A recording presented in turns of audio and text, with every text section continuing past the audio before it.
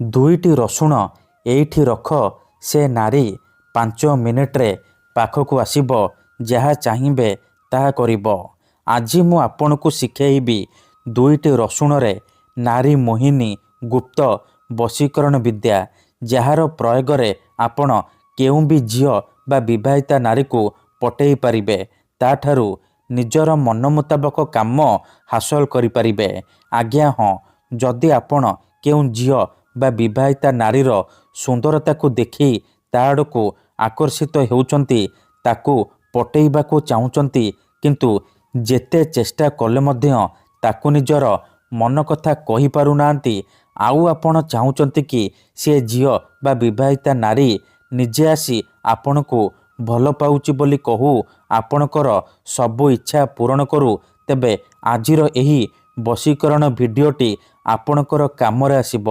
କାରଣ ଆଜିର ଏହି ଭିଡ଼ିଓଟିରେ ମୁଁ ଆପଣଙ୍କୁ ଶିଖେଇବି ବିନା ମନ୍ତ୍ର ତନ୍ତ୍ରରେ କେବଳ ଦୁଇଟି ରସୁଣ କୁଲା ସାହାଯ୍ୟରେ ଏମିତି ଏକ ନାରୀ ମୋହିନୀ ବଶୀକରଣ, ଯାହାର ପ୍ରୟୋଗରେ ଆପଣ ସେ ଝିଅ ବା ବିବାହିତା ନାରୀକୁ ଅତି ସହଜରେ ପଟେଇ ପାରିବେ, ନିଜ ବଶରେ କରିପାରିବେ, ତାଠାରୁ ନିଜର ମନ ମୁତାବକ କାମ ହାସଲ କରିପାରିବେ। ଏହି ବଶୀକରଣ କରିବା ପାଇଁ ଆପଣଙ୍କୁ କୌଣସି ପ୍ରକାର ମନ୍ତ୍ରତନ୍ତ୍ର କରିବାକୁ ପଡ଼ିବନି କିମ୍ବା କିଛି ବି ପଇସା ଖର୍ଚ୍ଚ କରିବାକୁ ପଡ଼ିବନି। ଆପଣ ନିଜ ଘରେ ବସି ବସି କେବଳ ଦୁଇଟି ରସୁଣ କୁଲା ସାହାଯ୍ୟରେ ନିଜ ପସନ୍ଦର ଝିଅ ବା ସୁନ୍ଦରୀ ଭାଉଜକୁ ନିଜ ପ୍ରେମରେ ଦିବାନୀ କରିପାରିବେ। ମାତ୍ର ଥରେ ଏହି ବଶୀକରଣ କରନ୍ତୁ, ତାପରେ ଦେଖିବେ ଚମତ୍କାର। ଯେଉଁ ଝିଅ ପଟୁନଥିଲା ସେ ଝିଅ ଆପଣଙ୍କ ପ୍ରେମରେ ଦିବାନୀ ହେଇଯିବ। ଯେଉଁ ବିବାହିତା ନାରୀ ବା ସୁନ୍ଦରୀ ଭାଉଜକୁ ଆପଣ ଦିନରାତି ଭାବୁଛନ୍ତି, ସିଏ ନିଜେ ଫୋନ୍ କରିବ, ହାତ ଧରିକି ରୁମ୍କୁ ଡାକିବ, ଯାହା ଚାହିଁବେ ତାହା କରିବ, କୌଣସି ପ୍ରକାର ବାଧା ଦେବ ନାହିଁ। ନମସ୍କାର ଫ୍ରେଣ୍ଡସ୍, ଓଡ଼ିଆ ଫଣ୍ଡା ଚ୍ୟାନେଲକୁ ଆପଣମାନଙ୍କୁ ସ୍ୱାଗତ। ଯଦି ଆପଣ ଝିଅ ପଟେଇବାକୁ ଚାହୁଁଛନ୍ତି କିମ୍ବା କେଉଁ ବି ବିବାହିତା ନାରୀଠାରୁ ନିଜର ମନ ମୁତାବକ କାମ ହାସଲ କରିବାକୁ ଚାହୁଁଛନ୍ତି, ତେବେ ଆଜିର ଏହି ଭିଡ଼ିଓଟିକୁ ପୁରା ଧ୍ୟାନ ସହିତ ଶେଷ ପର୍ଯ୍ୟନ୍ତ ଦେଖନ୍ତୁ। କାହିଁକି ନା ଆଜିର ଏହି ଭିଡ଼ିଓଟିରେ ମୁଁ ଆପଣଙ୍କୁ ଶିଖେଇବି ବିନା ମନ୍ତ୍ର ତନ୍ତ୍ରରେ କେବଳ ଦୁଇଟି ରସୁଣ କୁଲା ସାହାଯ୍ୟରେ ଝିଅ ପଟେଇବା ପାଇଁ ବଶୀକରଣ, ଯାହାର ପ୍ରୟୋଗରେ ଆପଣ କେଉଁ ବି ଝିଅ ବା ବିବାହିତା ନାରୀକୁ ନିଜ ବଶରେ କରିପାରିବେ। ସିଏ ଆପଣଙ୍କ ପ୍ରେମରେ ଏମିତି ଦିବାନୀ ହେଇଯିବ କି ରାତି ଦିନ ଆପଣଙ୍କ କଥା ଭାବିବ, ପାଗଳି ପରି ଆପଣଙ୍କୁ ଭଲ ପାଇବ। ଯେଉଁ ଝିଅ ଆପଣଙ୍କୁ ଧୋକା ଦେଇଥିଲା, ସେ ଝିଅ ନିଜେ ଆସି ଆପଣଙ୍କର ପାଦ ତଳେ ପଡ଼ିବ, ଆପଣଙ୍କୁ ଭଲ ପାଉଛି ବୋଲି କହିବ। ଏହି ବଶୀକରଣ ସାହାଯ୍ୟରେ ଆପଣ ଶାଶୁ, ନଣନ୍ଦ, ଦିଅର, ଭାଉଜ କାହାକୁ ବି ନିଜ ବଶରେ କରିପାରିବେ, ଆଉ ତାଠାରୁ ନିଜର ମନ ମୁତାବକ କାମ ହାସଲ କରିପାରିବେ। ତେଣୁ ମନରେ କୌଣସି ଖରାପ ଉଦ୍ଦେଶ୍ୟ କିମ୍ବା କୌଣସି ଖରାପ କାମ ପାଇଁ ଆପଣ ଏହି ବଶୀକରଣକୁ ପ୍ରୟୋଗ କରିବେନି। କାହିଁକି ନା ଏହି ବଶୀକରଣର କୌଣସି ପ୍ରକାର କାଟ ନାହିଁ।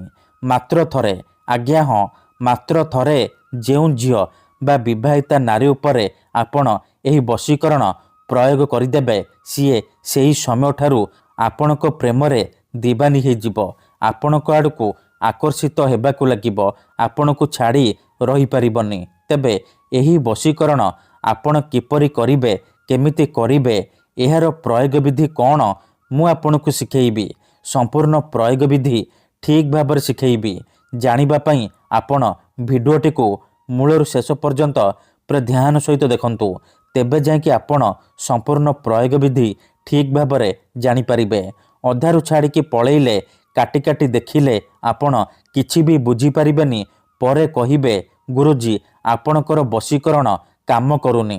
ଦେଖନ୍ତୁ, ଯେଉଁପରି ଆପଣ ଭଗବାନଙ୍କୁ ମାନୁଛନ୍ତି, ଭଗବାନଙ୍କ ଉପରେ ବିଶ୍ୱାସ ରଖିଛନ୍ତି, ନିଜର ସବୁ ଦୁଃଖ କଷ୍ଟ ଅସୁବିଧା ଭଗବାନଙ୍କୁ ଜଣାଉଛନ୍ତି, ଯଦି ସେ ଅସୁବିଧାର ସମାଧାନ ନ ହେଲା, ତାହାର ମାନେ ନୁହେଁ କି ଭଗବାନ ନାହାନ୍ତି। ସେହିପରି ମନ୍ତ୍ରତନ୍ତ୍ର ହୁଏ, ବଶୀକରଣ କାମ କରେ, କିନ୍ତୁ ଏହାକୁ ଆପଣଙ୍କୁ ସିଦ୍ଧ କରିବାକୁ ପଡ଼ିବ। ପ୍ରୟୋଗ ବିଧିକୁ ଠିକ୍ ଭାବରେ କରିବାକୁ ପଡ଼ିବ, ମନ୍ତ୍ର ଠିକ୍ ସେ ଉଚ୍ଚାରଣ କରିବାକୁ ପଡ଼ିବ, ତେବେ ଯାଇ ମୁଁ ଆପଣଙ୍କୁ ଗ୍ୟାରେଣ୍ଟି ଦେଉଛି ଆପଣ 100ରୁ 100% ସଫଳ ହେବେ। ଯଦି ଗୋଟିଏ ଥରରେ ହେଉନି ଦ୍ୱିତୀୟ ଥର ଚେଷ୍ଟା କରନ୍ତୁ, ନିହାତି ଭାବେ ସଫଳ ହେବେ। ଏଥିପାଇଁ ଆମର ତନ୍ତ୍ରଶାସ୍ତ୍ରରୁ ମୁଁ ଆଜି ଆପଣଙ୍କ ପାଇଁ ଏମିତି ଏକ ସହଜ ଘରୋଇ ବଶୀକରଣ ନେଇ ଆସୁଛି, ଯାହାକୁ ଆପଣ କରିଦେଲେ ନିଜ ପସନ୍ଦର ଝିଅ ବା ବିବାହିତା ନାରୀକୁ ପଟେଇ ପାରିବେ। ଏଥିପାଇଁ ଆପଣଙ୍କୁ କୌଣସି ପ୍ରକାର ମନ୍ତ୍ରତନ୍ତ୍ର କରିବାକୁ ପଡ଼ିବନି କିମ୍ବା କିଛି ବି ପଇସା ଖର୍ଚ୍ଚ କରିବାକୁ ପଡ଼ିବନି। କେବଳ 2ଟା ରସୁଣ କୁଲାର ଆବଶ୍ୟକ। ଆଜ୍ଞା ହଁ, 2ଟା ରସୁଣ କୁଲାରେ ଆପଣ କେଉଁ ବି ଝିଅ ବା ବିବାହିତା ନାରୀକୁ ନିଜ ବଶରେ କରିପାରିବେ, ତାକୁ ନିଜ ପ୍ରେମରେ ଦିବାନୀ କରିପାରିବେ। ତେବେ ଚାଲନ୍ତୁ ଜାଣିବା ଏହି ବଶୀକରଣ ଆପଣ କିପରି କରିବେ। ବିଧିଟି ଜାଣିବା ପୂର୍ବରୁ ଯଦି ଆପଣ ଆମ ଚ୍ୟାନେଲକୁ ପ୍ରଥମ ଥର ଆସିଛନ୍ତି, ତେବେ ଦୟାକରି ଚ୍ୟାନେଲକୁ ସବସ୍କ୍ରାଇବ୍ କରି ପାଖରେ ଥିବା ବେଲ୍ ଆଇକନ୍କୁ ମଧ୍ୟ ଦବାଇ ଦିଅନ୍ତୁ, ଯାହାଦ୍ୱାରା ଆମେ ଯେଉଁ ବି ଭିଡ଼ିଓ ଅପଲୋଡ଼ କରିବୁ ସର୍ବପ୍ରଥମେ ଆପଣ ଦେଖିପାରିବେ ଆଉ ତାହାର ଲାଭ ପାଇପାରିବେ। ମନେ ରଖନ୍ତୁ, ଏହି ବଶୀକରଣ କରିବା ପାଇଁ ଆପଣଙ୍କୁ କିଛି ସାମଗ୍ରୀ ଦରକାର, ଯେମିତିକି 2ଟା ରସୁଣ କୁଲା, ଅଳ୍ପ ଟିକେ ଲାଲ ସିନ୍ଦୁର, କଳା ରଙ୍ଗର କଲମ ଆଉ ଗୋଟିଏ ଛୁଞ୍ଚି। ଏତିକି ଜିନିଷ ଆପଣଙ୍କୁ ଆବଶ୍ୟକ। ପ୍ରଥମେ ଆପଣ କ'ଣ କରିବେ, ଏତିକି ଜିନିଷ ଆଣିସାରିବା ପରେ ହାତ ଗୋଡ଼ ଧୋଇକି କୌଣସି ଏକ ଜାଗାରେ ଚୁପଚାପ ବସି ପଡ଼ିବେ, ଯେଉଁଠାରେ ଆପଣଙ୍କୁ କେହି ଦେଖିବେନି କିମ୍ବା ଅଧାରୁ ଡାକିବେନି। ତାପରେ ଆପଣ କ'ଣ କରିବେ, ଯେଉଁ ରସୁଣ କୁଲା ଆଣିଛନ୍ତି, ଗୋଟିଏ ରସୁଣ କୁଲାରେ ସେ ଝିଅ ବା ସ୍ତ୍ରୀର ନାମ ଲେଖିବେ ଯାହାକୁ ଆପଣ ନିଜ ବଶରେ କରିବାକୁ ଚାହୁଁଛନ୍ତି। ଆଉ ଗୋଟିଏ ରସୁଣ କୁଲାରେ ଆପଣ ନିଜର ନାମ ଲେଖିବେ। ନାମ ଲେଖିସାରିବା ପରେ ଆପଣ କ'ଣ କରିବେ, ସେ 2ଟାକ ରସୁଣରେ ଭଲ ଭାବରେ ସିନ୍ଦୁର ଲଗାଇଦେବେ।